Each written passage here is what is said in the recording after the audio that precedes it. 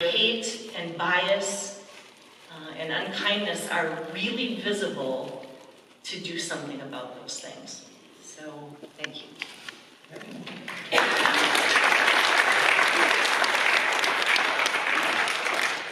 Asha? Can everyone hear me?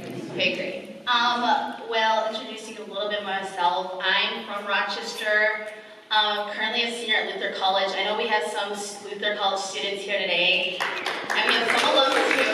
Yeah. So I was asked to be on this panel. I know Regina told me about it. And my remarks are actually more of a story I wanted to tell you all about an experience I had in Rochester. So back in the years 2010 to 2011, I lived in my house with my parents and my siblings, and there was a weekend where we woke up and outside of our house it was egged, TP'd, racial slurs, just the worst thing you can think of, and that was outside of our house. My parents talked to the authorities about it, and the authorities said they would help us. And this continued to happen almost every Saturday in those years. And it came to the point where Saturday mornings, my parents and I would be cleaning eggs off our windows, cleaning up TP, cleaning up the racial slurs, that the smell of eggs became so unbearable to me that I didn't eat eggs for like 5 years. And I was only like about 12, 13 at the time, so it was a pretty traumatizing thing for me because we didn't feel safe in our own home. And if you don't feel safe in your own home, you don't feel safe anywhere. I constantly had this guard up, whether I was at the gas station, whether I was at school, or if I was at home. And it came down to the part that my parents actually went on a news report and talked about what was going on in our neighborhood. Because this was happening to us constantly, this daily abuse, daily trauma that was happening so many weekends in a row. So after they talked about it on the news, I'm not sure if we were hoping that the situation would be resolved or if the people would come forward, but we wanted to share our story because we wanted people to be able to empathize with us that yes, this is a Rochester community and we're all part of this beloved community, but there are members in this community who don't feel safe, who feel like they're unwanted and don't want to be here. And I'm recognizing this at 12, 13 years old. So after my parents were on the news, it was Thanksgiving, 2011, I believe. So we were just at home and we get a knock on the door. So my parents opened the door and outside there was like 50 members of so many different members of the religious community there.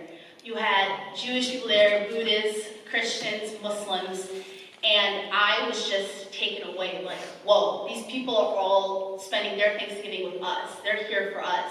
So we had this like mini press conference on our driveway that day, and I remember one of the faith leaders talking about when one faith community is hurting, it's the job of the other faith community to bring its blessings and peace. Yep. And that message just stuck with me. I couldn't believe that there were people taking time out of their day to be here with us, and they were sending us a message that you belong here. Don't listen to the hate. We are showing you that we want you in this community and you belong here. And that was a day that I devoted myself to being a community leader or a leader within any aspect and making sure people feel respected and safe in their communities. And I'm 21 years old now, so it's been going on for like 7 years, you know, so I got a report going, but that's the message I wanted to bring here today about this love and solidarity message that, yes, there is hate in our communities, but we can't let that be the only story. We all have the power to bring blessings and peace to these communities that are hurting, so I'm hoping the conversation we have tonight will help with that. Thank you.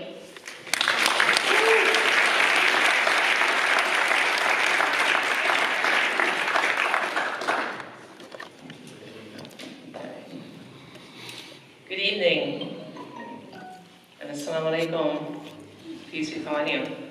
So I'm Regina Mustafa. I began a nonprofit organization about 5 years ago, CIDI, City Community Interfaith Dialogue in Islam. And I can tell you from the outset, forming that organization, I experienced pretty much of an experiencing hate from the micro to macro level pretty consistently ever since. And a lot of this hate can show up in your mailbox, social media. A lot of it is social media, fake names, fake profile pictures, you know, and then there's the whole argument of what is freedom of speech. That's, in my experience, that tends to be the new angle that hate groups and white supremacists come back with is it's freedom of speech. And when you try to defend your minority status, your rights as a minority, that's why they've been throwing back in our faces is it's freedom of speech, and you're anti-American, you're anti-freedom of speech. Speaking as a member of the Muslim community, it's a no-win situation in a lot of aspects. If members of the Muslim community never ran for office, if we never got on boards and commissions, they would say, look,